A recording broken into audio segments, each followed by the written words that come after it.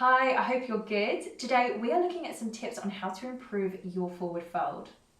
So forward folds are really good for the spine, great for lengthening and stretching out tired back muscles, great for the digestive system as well as the hamstrings, backs of the knees and a teensy-weensy little bit of the calves as well. Now mentioning the hamstrings, it's really common that we see people trying to sort of get this hamstring stretch, bend over, try and touch the toes or the floor, and that's not what we're trying to do today, okay? I just want to make that really clear. The aim of this is not to try and touch the floor. I want you to just repeat that 3 times to yourself in your head. We're trying to provide length and a nice stretch to all those areas that I mentioned. Now, you can either do this freestyle on the mat, like I'm going to do.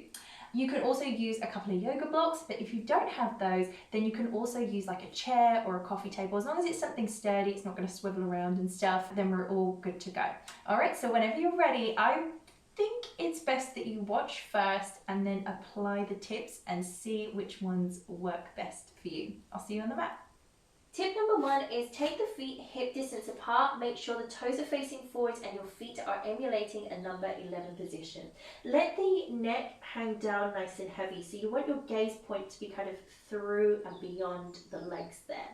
Another thing is to let the body hang down nice and heavy, alright, so you want this sort of ragdoll effect. Crease through the hips and you want to avoid folding from the waist and having a huge amount of space between your body and say the thighs. We want to make sure we try and crease through the hips, lengthen the spine downwards as we do this as well.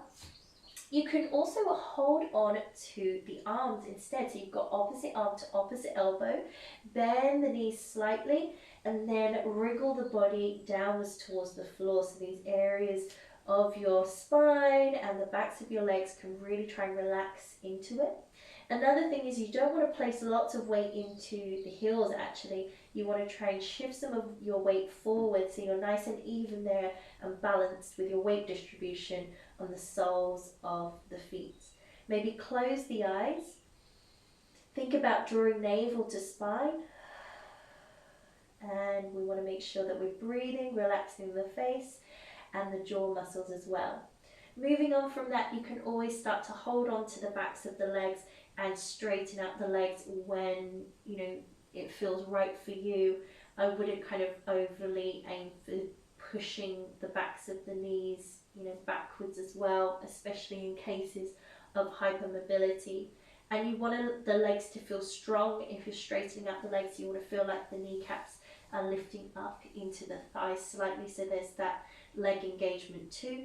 Maybe roll the shoulders away from the ears, keep your elbows in line with the shoulders as well, and make sure that there's lots of breathing going on. To come out, you want to bend the knees, drop the arms, and roll up the spine, maybe walk the hands up the legs so it's nice and safe. Using a coffee table or your yoga blocks is really helpful if you don't like that style of forward fold, it's not working for you, or perhaps you're a complete newbie, it feels better this way. So you can either use a couple of yoga blocks, like mine are at the highest setting at the moment, or hands onto the coffee table, and just try to make sure that we're again trying to provide as much length here to the spine as we can. So we don't want to be rounding the back if possible. Try and lift your sit bones up towards the sky, and then play around with shifting some weight into the feet and into the heels, and then maybe shifting some of that weight forward. You can even come up nice and high onto the balls of the feet, and you can repeat that a few times is nice as well.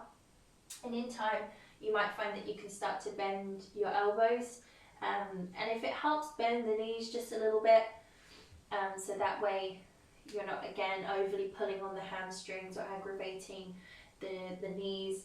And you might find that the head drops down in between the arms, and in time you can straighten out the legs. Again, try not to position all this weight into the heels.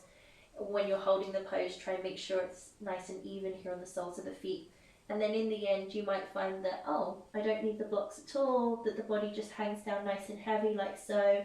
Or you might find there's a bit more, you're able to straighten out the legs, and there's more of a classic or traditional approach to Uttanasana. And some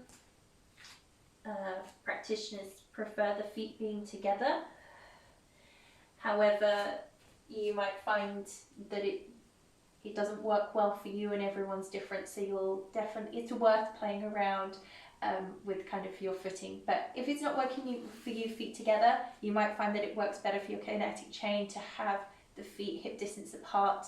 It might just feel a lot better there on perhaps the knees or the hips. So let me know how you get on with that one, and if you've got any requests on any other tips that you'd like for postures that you'd like me to do. I'm thinking of creating this as a series, so that way it's just helpful if you've got a certain pose in mind that you just need a refresher on, or perhaps you're trying to explain something to a friend and you're like, I can't quite remember, and then you can use this video as reference.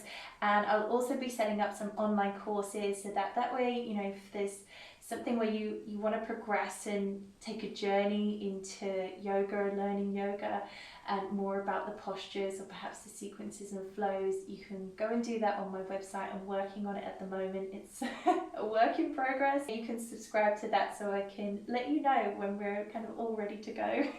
And I'll see you next time on the yoga mat. Bye.